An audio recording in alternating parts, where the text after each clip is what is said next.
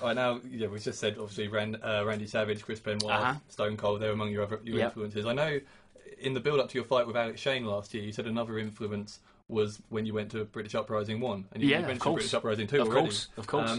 What are your memories of that night? I know it's a historic night in British wrestling. Uprising 1 was my first live wrestling event apart from SummerSlam 92 at Wembley. So obviously I hadn't seen a live wrestling event in ages. The only people I knew on the card was Jerry Lynn and Balls Mahoney.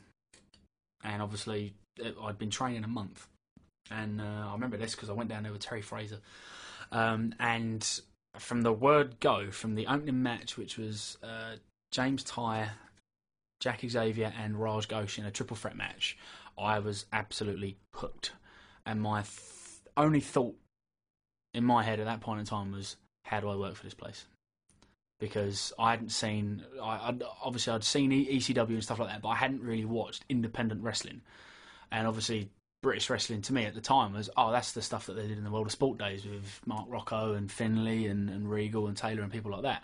So this was my first real exposure to British wrestling, and pretty much what a show to see for your first British show. But yeah, just an amazing night. I mean, Doug and Jerry Lynn was fantastic. I'm trying to think what the other matches were. Obviously, we had Jody doing that stupidly amazing moonsault dive off the balcony. And credit to Flash for catching him. So, but just each time I have that show on video at home, and each time I watch it, I still feel like the same fan I was. And there's only one other show that I do that with, and that's WrestleMania 20. And those are the only two shows I can actually honestly 100% watch and go, yeah, I'm a complete mark again. So you eventually got the chance to wrestle for the FWA. I did, yeah. Tell us how that came about. That came about through, I'm guessing that was 2004, 2005, to be put in the tag division with Styx. At the time I was wrestling under a different name. And then they said, we want to call you Stone or Martin Stone or whatever. We just want to have Stone in there so we can do the whole Sticks and Stones thing. For me, it wasn't. I wasn't that greatly happy with it because it was a tag division, and obviously in wrestling, the spot to be in is the singles wrestler. So I more so for me, I wanted to prove to myself and to prove to the people that had booked me that I can do this. But it didn't happen, which was fine. I mean, I had some fantastic matches with Styx. I mean, we had, for instance, the first night we tagged was against the Chavs, which was Joey and Declan, and we had a great match. One of my favourite matches is the one at Enfield against Aviv and Ross Jordan, and that was where we had probably our best tag finish on Aviv because Aviv took that stupidly well. Obviously there was that. There was the superb night in Coventry in the four-way the 8-man hardcore match with Mick Foley and Carino and Sandman. So but obviously I got in there when FWA wasn't at its peak because obviously by that time I'm guessing a lot of the fans have started to switch and watch mixed martial arts because obviously people say that there's no competition between wrestling and mixed martial arts, but there is because obviously TV attendance is down, TV house shows are down, TV ratings are down in wrestling. So I can only assume it is true through UFC and stuff alike. So it was a fantastic. It was a good time for me. Although I was slightly disappointed that I wasn't in the All England title picture. I was really happy to be there because it was those famous three initials of British wrestling, the FWA. So.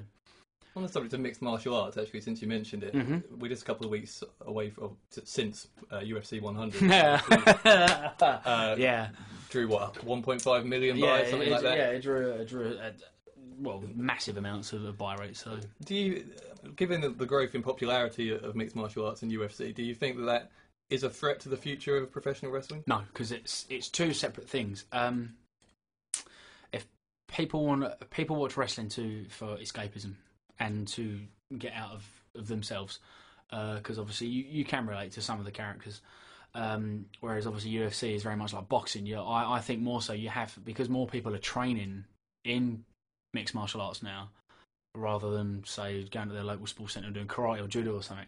They tend to, obviously because they're training it, they're going to watch it more. So obviously a lot of the general public will find it so much easier to find a mixed martial arts school than a pro wrestling school. I don't think it would ever run wrestling out of business because it's two totally separate fan bases, and obviously kids are going to watch wrestling more than they are mixed martial arts, and at the end of the day, families and kids is where the money's at in wrestling.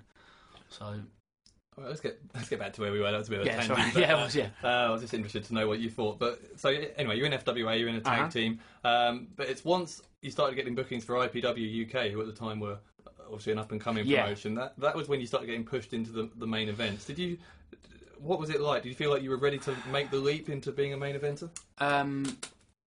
If I knew now what I knew then, my first title run would have been a lot better.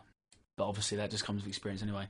The match that made me an IPW was the first match I had with Samoa Joe, because I was pretty much an unknown, and I went there and stood there and went toe to toe with him, which a lot of people didn't think was obviously going to happen. They thought it was going to be right. Joe's going to kick the crap out of him, smack him from one end of the ring to the other.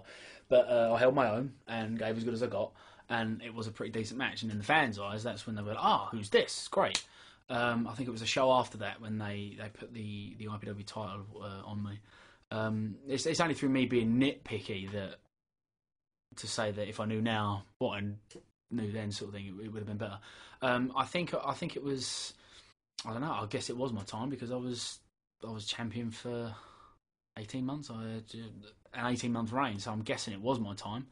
And my fan base grew and grew and grew from there. So I can only assume it was the right time. So yeah, I guess so. At the same time as IPW, you were getting to be big in RQW as well as others. And yeah, RQW came along towards the. I'm trying to think. It was towards the end of my title run. I wasn't actually champion. I'd already dropped the belt. So that was probably 2006, and end of 2005 is when I think I got the call. Yeah. So throughout 2006, and then at the end of the year was, as we've already talked about, your match with Doug. Yeah. And then January 2007, another main event at York Hall with the Great Muta. What was it like to wrestle with such a legend in the business as him? Well, the funny thing about that is I was actually on the toilet when I got the call saying, "Do you want to wrestle Muta?" I was like, "Hang on a minute, what do you mean I'm wrestling Muta?" Because obviously at the time it was supposed to be he was on the 1PW show against Keenan, and obviously that all then went tits up and the shit at the fan. Sorry, excuse my language. So obviously for me, I'd only really seen Muta in the tail end of 2000 before WCW went under, so I hadn't really seen that much of him. Obviously knew his name and the guy who does the mist and all that.